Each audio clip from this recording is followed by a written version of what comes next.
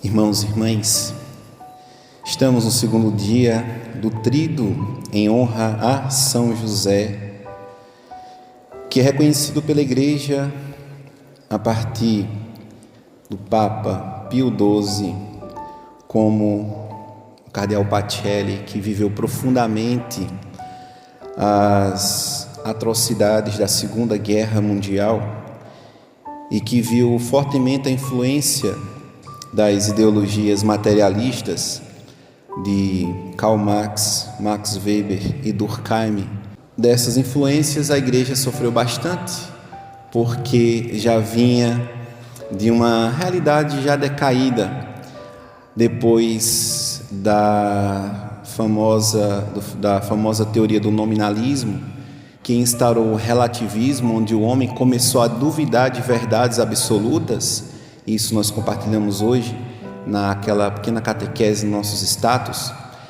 E com o enfraquecimento desta certeza das verdades de fé, que são inquestionáveis, Deus, a verdade, o homem, o próprio Pilatos perguntou o que é a verdade. Depois ele mesmo reconheceu: eis o homem, a verdade é Jesus.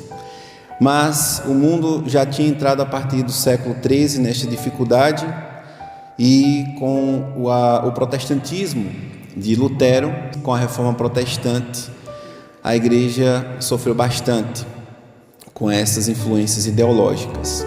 E aqui nós reconhecemos tanto o título de São José Operário por Papa Pio XII, também como a dificuldade do Santo Padre, que hoje nós rezamos a intenção Papa Pio V. Hoje é dia de São Pio V.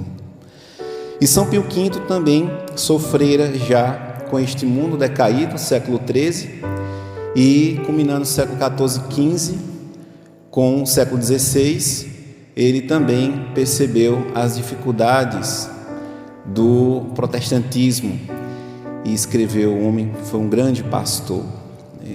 Ele é visto, muito mal visto, por essa mesma turma do materialismo ideológico, como sendo um papa ultraconservador. A Igreja não se mede por categorias políticas. O Papa Pio V foi um grande pastor, cuidou dos pobres, ajudou a sociedade a se reerguer desta imoralidade. Escreveu um catecismo, o catecismo romano, e ajudou as comunidades a então se fortalecerem neste ambiente decadente, que a fé, não a fé em si, mas que as forças contrárias à fé já tinham se levantado. E também o Papa Pio V restaurou a Sagrada Liturgia. Dentro de uma desgraça desta, que é o protestantismo, então a liturgia estava perdendo, uma vez que Cristo não estava mais sendo o centro, e sim o homem. Então vamos juntos pensar. Podemos nos perguntar assim, vamos lá, me acompanhe. Se os meus fiéis, eles estivessem congregando, ao menos que uma única vez, num culto dentro de uma igreja protestante, o que é que o Papa Pio V faria? Ele chamaria seus fiéis à atenção. Se o Papa São Pio V ele visse algumas pessoas trocando a missa pelos encontros do seu movimento, o que é que o Papa Pio V faria? Chamaria a atenção a este grupo: olha, a missa está em primeiro lugar. Se o Papa Pio V percebesse as pessoas faltando à missa, esporadicamente, o que é que o Papa Pio V faria? Chamaria a atenção da sua comunidade católica. Então, darei um testemunho Graças a Deus eu estou sob o manto da Santa Igreja e tenho muitas pessoas que rezam pelo Padre. Rezem sempre por mim, pela minha santificação e para que eu me torne um padre melhor, sempre melhor. Podem rezar nesta intenção. Mas eu já cometi um pecado de participar de um culto ecumênico na universidade, juntamente com um pastor e um espírita famoso da internet. Mas Deus sabe que eu não fiz isso de má fé, porque nós lemos nos documentos do Concílio Vaticano II, que são documentos pastorais, e o nosso Santo Padre, o Papa Francisco, ele sempre pedia para sermos uma igreja de partida, uma igreja de fato no meio do mundo, uma igreja de saída, né? Então nós e a sociedade pensamos que evangelizar os povos, evangelizar os espaços, como o documento de Aparecida também menciona, é estarmos presentes nestes lugares. Então, eu estava neste culto ecumênico na intenção de ser um padre da nossa diocese presente nestes espaços que nós precisamos estar. Então, a minha intenção não era má. A sociedade campinense vê isto com muito bons olhos, um padre nos espaços sociais. Mas estava eu, um padre, em um culto ecumênico. E como organizar esse negócio? Não tem liturgia. Bom, a gente pega o livro de bênção na mão, bênção das alianças ou de objetos, ou conclusão de curso acadêmico, bênção dos estudantes, enfim.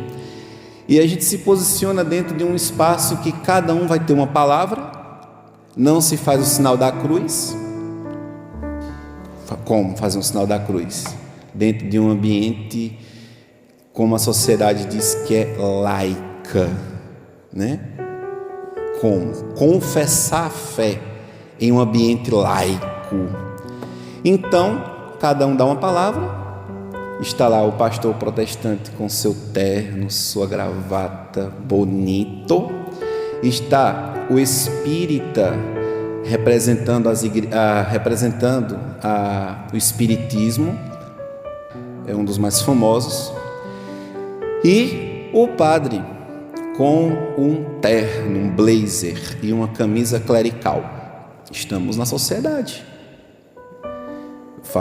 Falamos, demos a nossa palavra e a bênção das alianças. Se o padre não estivesse lá, não tinha nem bênção. Ou teria, o pastor iria fazer uma lamanhada de coisa lá e iria abençoar aquelas alianças. Me converti. Graças a Deus, já me confessei, né, deste pecado. E estou sob o manto da Igreja Católica, que reza pela santificação dos seus padres, do clero, e jamais em minha vida farei isto outra vez, depois consciente do que é a Sagrada Liturgia e a Santa Missa. Isso foi logo no comecinho de padre, né? Isso é muito bem aceito, mas graças a Deus hoje acho que nenhum padre mais faz ou participa desses momentos, né? Me converti, fiquei mais católico. Foi o que o Papa Pio V pensou. Onde um mundo europeu, desvirtuado das verdades de fé, do catecismo da Igreja Católica, e ele escreve 30 pontos, né, orientando os fiéis, o catecismo, bom pastoralista. E também um fato muito importante na vida do Papa Pio V foi que ele ajudou bastante nesta luta contra o protestantismo, fazendo alianças com quem podia. O rei espanhol, o Filipe II. Então, Papa Pio V, ele deveria ganhar uma guerra. E havia na Europa uma invasão por parte dos turcos otomanos. E os turcos, eles estavam ali para invadir. E então a Europa seria invadida por uma outra dissidência religiosa. Isto mostra que, se formos ecumênicos, vamos perder uma grande guerra e vamos diminuir o nosso número de católicos. Ou seremos católicos kisuke. Sabe o que é um católico kisuke? Ele dentro do saquinho, ele é fraco. E quando dissolve na água, fica mais fraco ainda, porque não é uma fruta, não é uma laranja que está dentro do saquinho, é um pó de laranja. Então nós corremos um grande risco de sermos católicos pó, fracos, inautênticos, falsificados.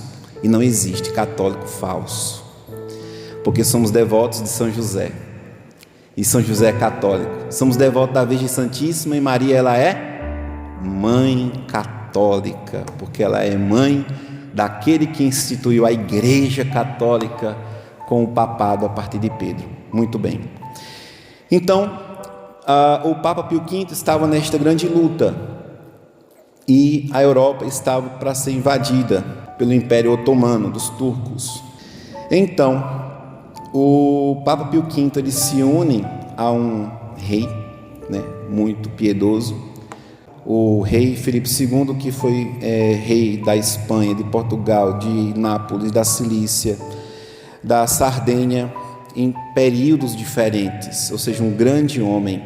E ele tinha uma grande frota naval, e ele recrutava anualmente entre 9.000 a 20.000 homens, chegando até a 40.000 homens para o seu exército. E foi assim, os católicos desta época eram católicos aguerridos. Os homens eram homens, lutavam, iam para a guerra, lutavam pela fé, pela Igreja Católica, As mulheres tinham esta estirpe, os cristãos católicos eram assim, corajosos. Olha aí, grande testemunho para o tempo presente, não? Que é o tempo moderno, em que a gente se treme de medo de defender a fé, treme nas bases para dar um testemunho. Falar em público? Deus me livre. Quanto mais defender o nome de Jesus. Eu não. A Maria, fulano que fala, que ele sabe. Bom, Jesus, ele não precisa de papagaios, Ele precisa de batizados católicos que dão testemunho de vida, Então, eram assim. E o Papa Pio V, ele fez essas alianças com o rei Filipe II, e pegava também uma frota de Veneza ali. E ali ele teve um primeiro momento uma perda, e depois o rei Filipe II, ele ganhou a guerra, que a gente chama a famosa Guerra de Lepanto. O Papa Pio V estava no Vaticano numa reunião e parou a reunião para rezar o terço, porque a Virgem Santíssima lhe apareceu para comunicar que o exército da Liga Católica, este foi o nome que foi dado, tinha ganho a guerra naval. Importante a gente tomar esse nome, a Liga Católica, porque vocês usam a fitinha do Sagrado Coração de Jesus e participam de irmandades ligados a este período original, Então o Papa Pio V parou a reunião, foi rezar o terço para agradecer a Virgem Maria, com o nome de Nossa Senhora Auxiliadora. E o que o Papa fez? Vocês poderiam pensar, o Papa ficou lá, no Vaticano, guardadinho, né? Não, meus amados, o Papa, ele poderia ficar, porque já era idoso, dentro do Vaticano, guardadinho, mas só que ele travou uma luta, e uma luta moral, e toda luta moral deve ser vivida e travada com grandeza de alma. Então uma pessoa idosa pode ser um guerreiro quando ela se referencia a, por exemplo, o velho Simeão, que esperou o Senhor Salvador nos braços da Virgem Maria. O velho Simeão, a espera paciente de um idoso para ver o Cristo Senhor. Ana também, quem não lembra, então o Papa Pio V, ele poderia ter ficado acomodado, dizer assim: eu já estou velho, abra aquela janela, deixe-me contemplar as flores, os pássaros. Isso é uma covardia, né? Não é martírio branco. Martírio branco é sofrer uma dor moral com paciência e atribuir a glória a Deus, né? Então ele poderia, deixa eu ver as flores, traga minha pantufa, é um cobertorzinho para as minhas canelinhas que estão com frio. Poderia muito bem ficar assim, só que não.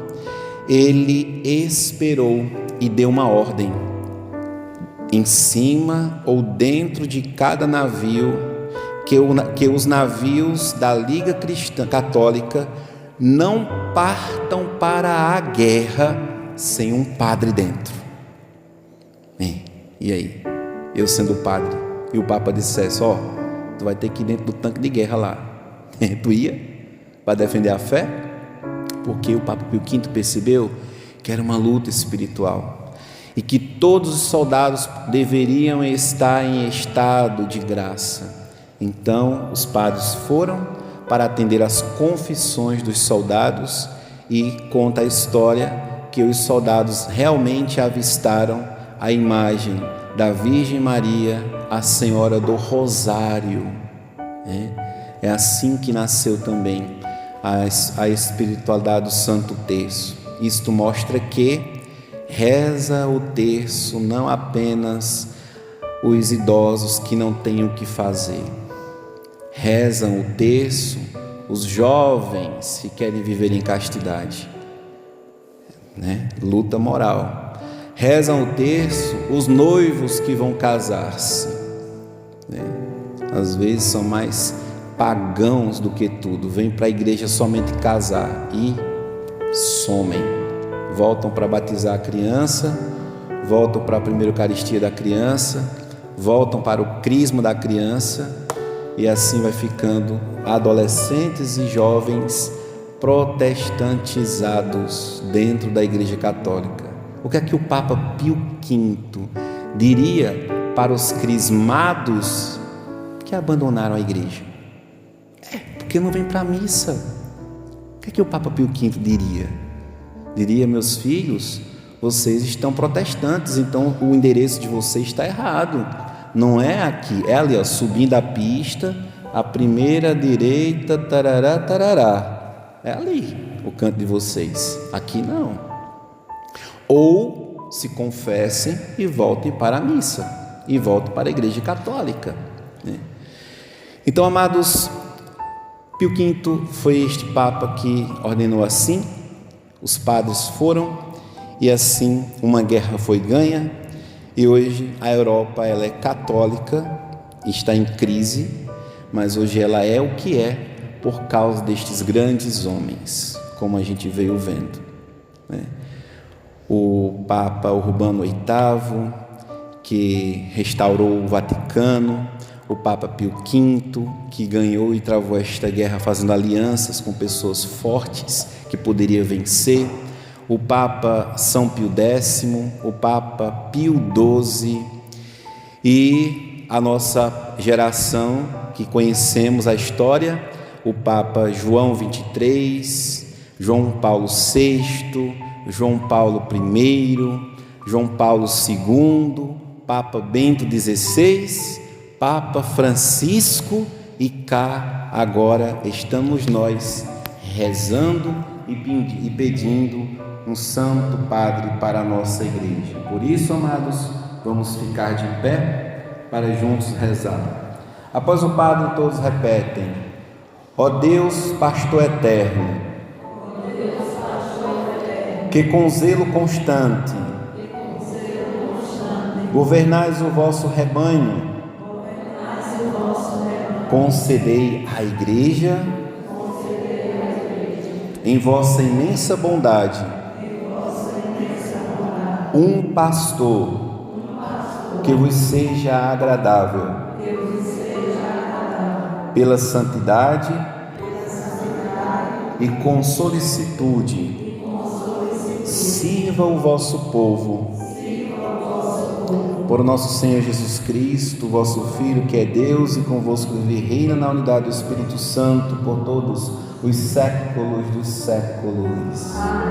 E para concluir, temos que lembrar que há um modo católico de rezar a missa.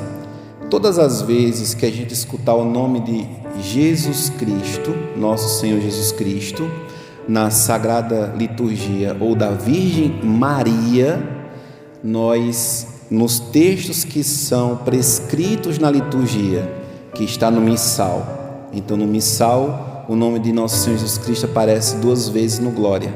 Nós inclinamos a cabeça. Nós, no confesso a Deus, o nome da Virgem Maria aparece 1 vez. Inclinamos a cabeça. Isso nos ajuda a concentrar e não sair da igreja, nos pensar, para que a gente não fique aqui dentro de corpo presente. Glória ao Pai, ao Filho e ao Espírito Santo,